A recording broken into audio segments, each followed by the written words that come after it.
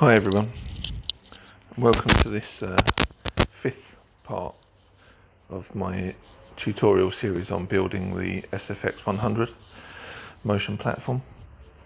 So I thought it's about time I introduced my sim frame because obviously at some point I'm going to need to test this SFX out and I'm going to need to adapt my rig to be able to do it. So I know that 80x40 profile, aluminium profile rigs are quite popular. And obviously there's an awful lot of providers of steel rigs, bent tubular rigs and things like that, like RC. But I thought I'd maybe give you some inspiration, maybe advertise what I make, so that you can understand a little bit about why I went this route, why that might work for you, and also how simple it might be to make the SFX-100 work for you too. So hopefully you can tell from this shot. Basically the rig's made of 50x50mm box section, steel box section with laser cut brackets. I like to do all the mounting points, so that I've got a multiple adjustable steering system or steering mount here where you can move up and down, and you've got backwards and forwards movement for the motor itself. The seat is on runners. The runner system is on a plate that has,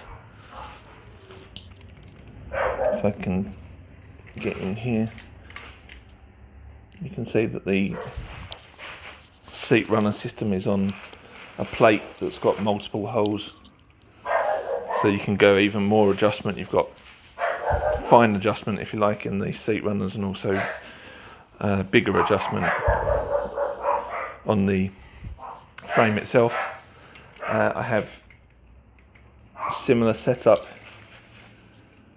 for the pedals, although the pedal mount isn't in this frame at the moment. That's been stolen for a race team that I'm working with. So the pedals move backwards and forwards, the seat can move backwards and forwards. You've got fine adjustment with the runners, coarser adjustment with different holes that can go in, and then I make use of these holes in this frame here to pick up this Husingveld sequential shifter mount that I'm using on this particular rig. Just zoom out, and then obviously I've added dress up panels with LEDs just to be a bit tarty. But one thing I really wanted to show you, and the reason why I built this rig, more than just the adjustments that I've put in it. Oh, and by the way, I have other brackets and other methods to turn this from a GT touring car rig. Touring car work is what I mostly do with British touring car teams, but I can turn this rig into a single-seater rig, like I'm going to be doing next week for some work with one of the W Series drivers. But the reason I did this is because the original R-seat rig that I had a big vibration coming back through the steering mount area, and when you're running high force feedback loads like we have to with the touring car to replicate what the original what the real car produces, there was a really horrible, annoying, off-putting vibration in the steering system. So doing it the way I've done it here, this system is mega stiff.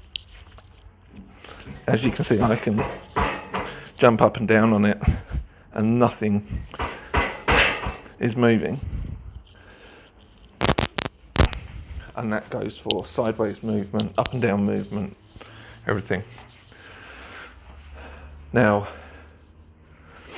I've also found that on 80x40 aluminium rigs that I've worked with, I went and did some work with Mark Blundell, the ex-Formula 1 driver, a couple of weeks ago, and he's got an aluminium profile rig. I can get the same sort of movements, or the movements that cause the vibration on the R seat rig, and it just doesn't work for me with the touring car work that we do.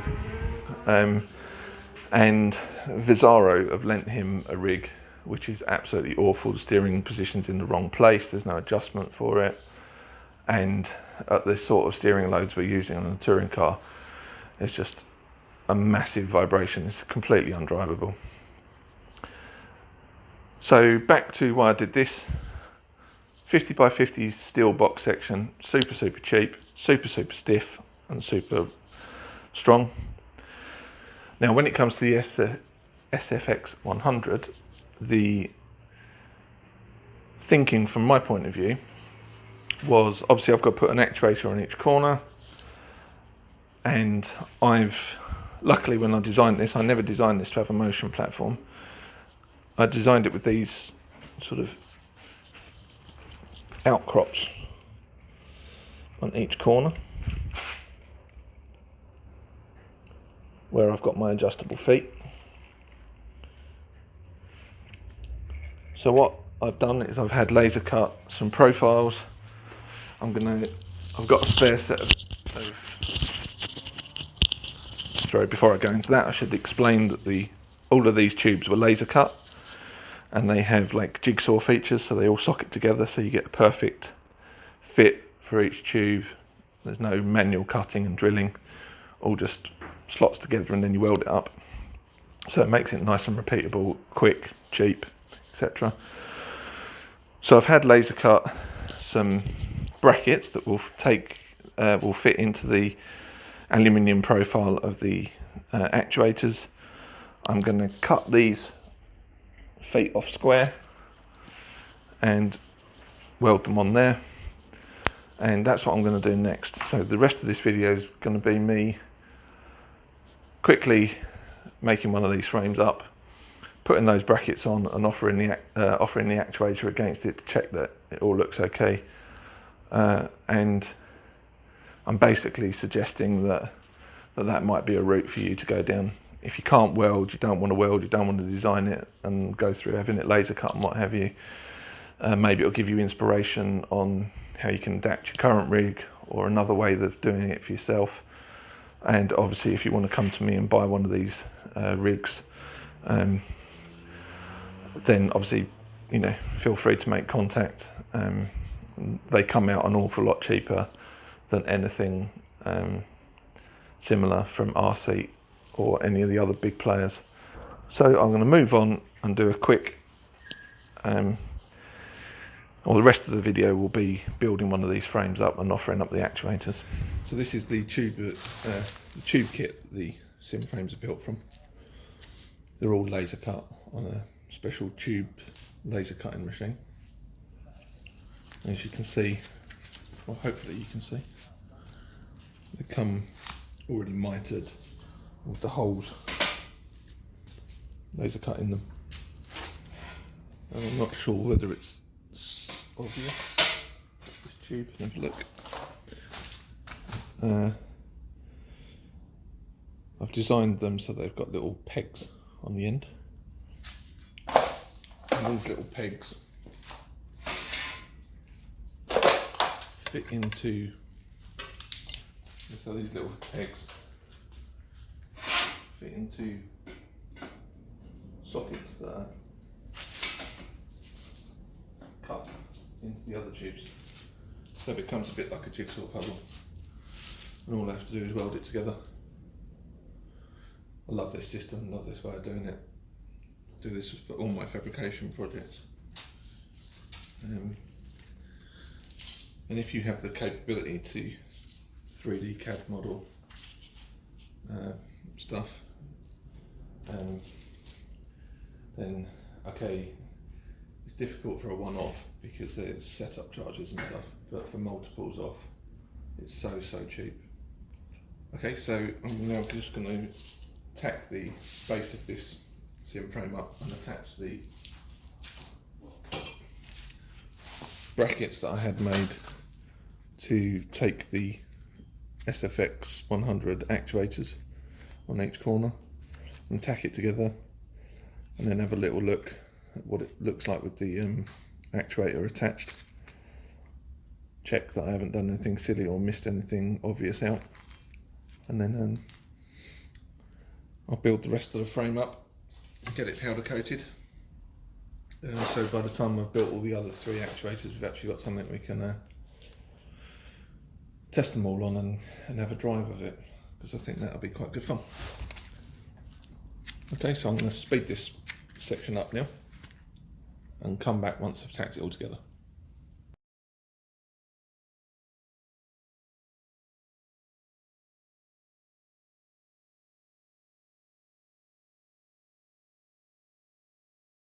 So that's the fundamentals of the base of the sim rig. So I'm going to go around now and strengthen the tacks that I've put on it. Put my SFX-100 actuator mount plates on. Grind a few of the welds off so that I can put the laser cut plates on that hold like the pedals, the seat, and then do the diagonal upstand that holds the steering motor stuff. So I'll crack on with that next.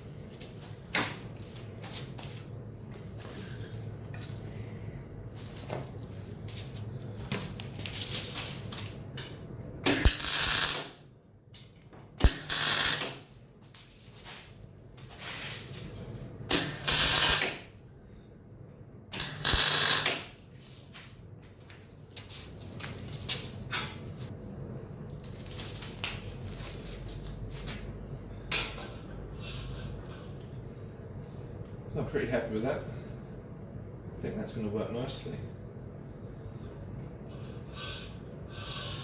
Got adjustment for height off the ground. It's all nice and flat. It's all well away from anything that's going to be mounted on the rig.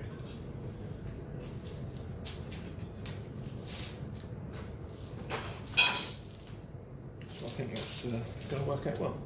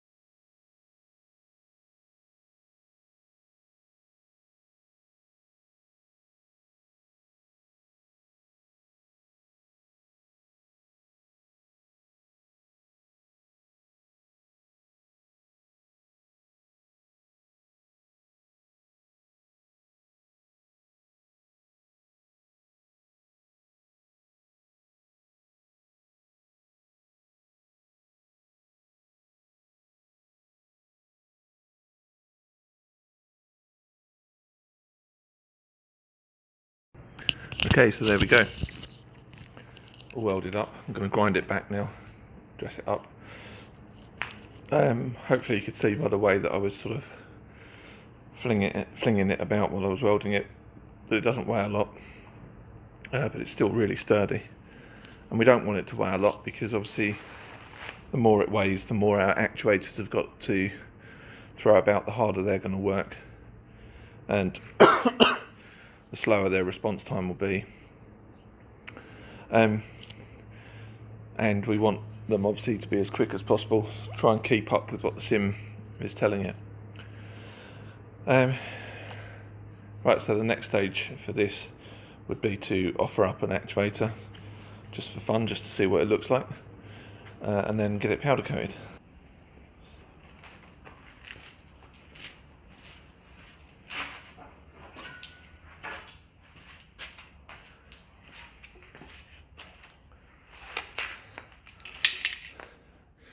So I've added some of these captive nut type things that are on the parts list into the channel. So now I should be able to bolt the actuator to the rig.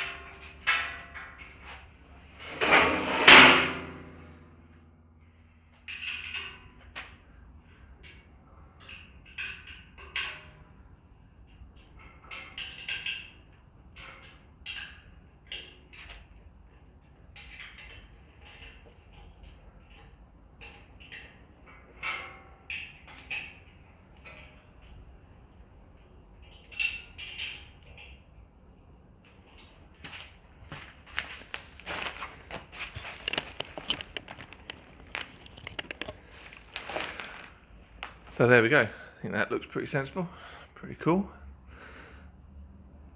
It's going to look a beast when this has got all four on it. So I think that's us done for this video.